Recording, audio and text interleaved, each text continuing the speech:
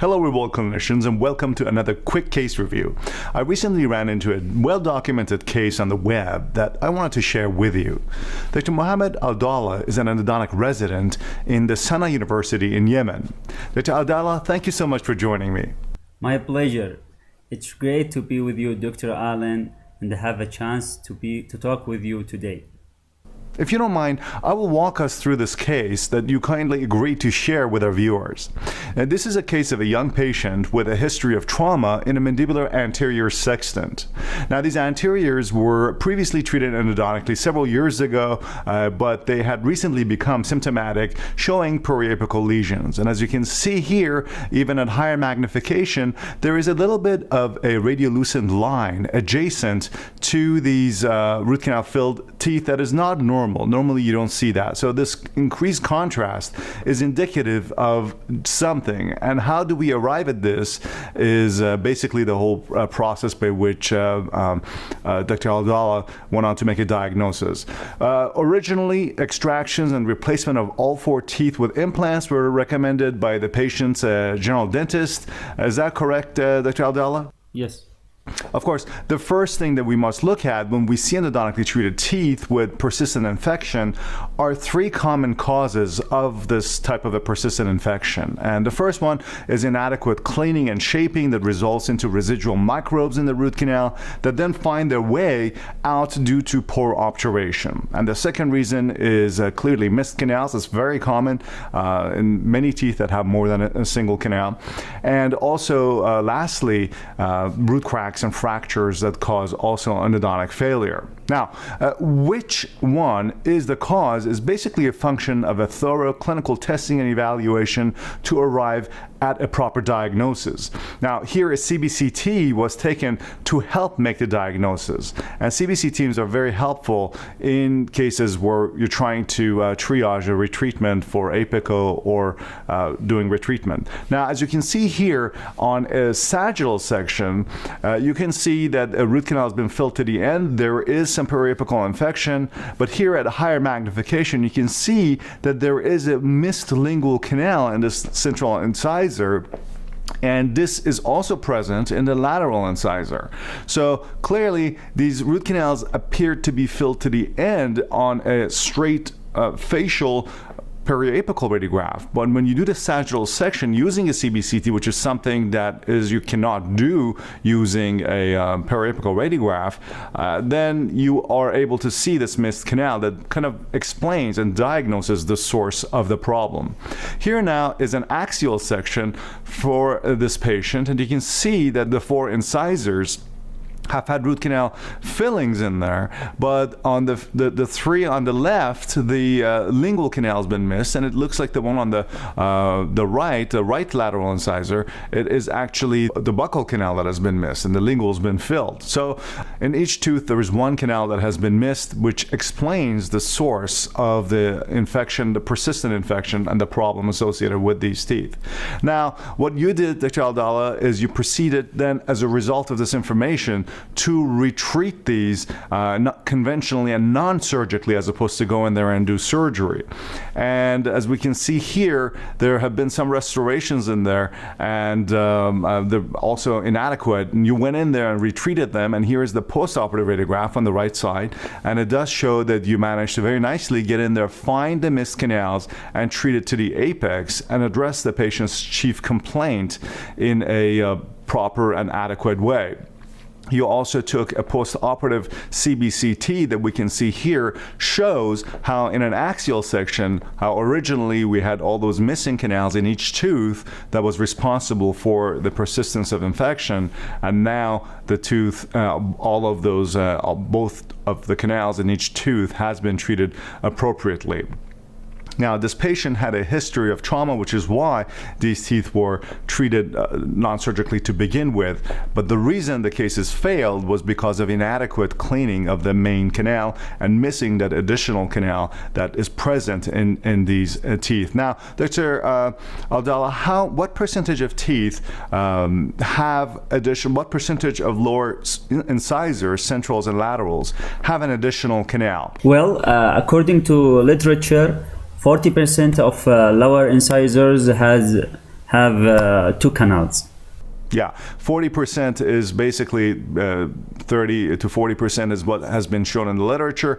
So that means that almost 1 out of 3 of your incisors, if not 1 out of 2, has a second canal that you need to look for. Now, a CBCT is an excellent tool for triaging persistent infections for either retreatment or epicoectomy or extraction. Do you have any recommendations, Dr. Allien, for those who do not have access to a CBCT? Any way we can image the presence of this additional canal? I do a shift technique with the X-ray because if you have a good sensor, good digital X-ray can show the second canals by shifting technique. Also, during access cavity, I extend my axis in the direction of buccolingually, where I go more lingually into the cingulum to allow exposing any second canal if they are present there. Yes, the Slab rule, or same lingual opposite buccal, which means as you move the X-ray head, the canal or the shape that moves towards the same angle that you're moving the X-ray head is lingual, and the one that moves away from the head, the direction to which you move the X-ray head, is on the buccal. That rule is very helpful in determining the root anatomy and seeing whether you have additional canals or a broad root, which is really typical of having multiple canals in a single root.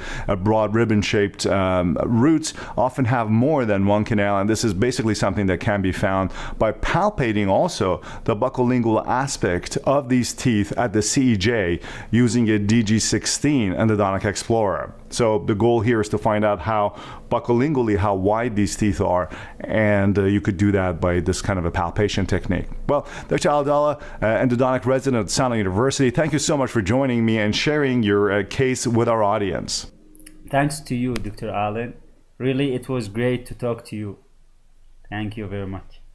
Now, since we talked about these mandibular incisors with multiple canals, I also wanted to share with you a recent case that I did in a mandibular canine with a similar root anatomy. Now, mandibular canines typically have a single canal. However, also just like incisors, but at a lower percentage, about 10% of these teeth may have more than a single canal. And where this additional canal is present, it's obviously very important to find it, locate it, negotiate it all the way down to the apex to achieve predictable and proper success.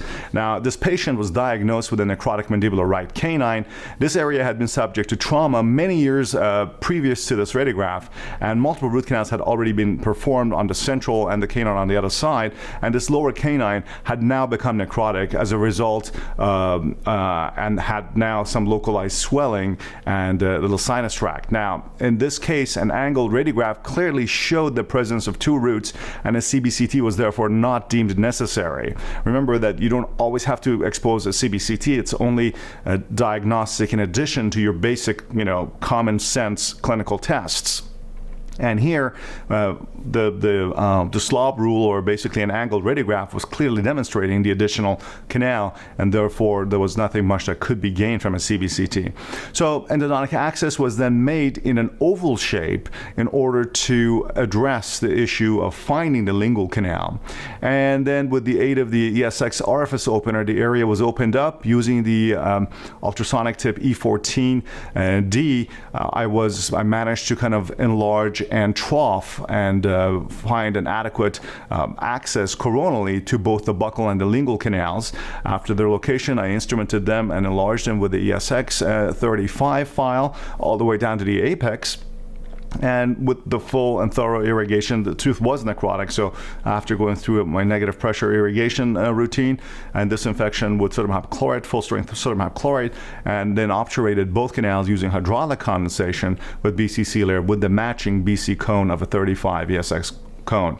And as you can see, a large lateral canal was also filled using this technique. And incidentally, the lateral canal was located next to the area where sinus tract was present, confirming the source of the sinus tract. And this tooth healed very well, and the sinus tract disappeared, and the patient's symptoms were completely under control. Now, what's interesting is that this visit allowed me to have a 5-year follow-up to an apicoectomy in the adjacent lateral incisor, where I had myself performed the lid technique 5 years earlier. Now, this peek at the adjacent tooth validates the long-term reliability of this simple surgical technique of the lid technique, and it gives me an additional assurance about this combination technique of the lid technique of using the syringeable material with a putty on top as a reliable source of a seal in the long run with good successful cases.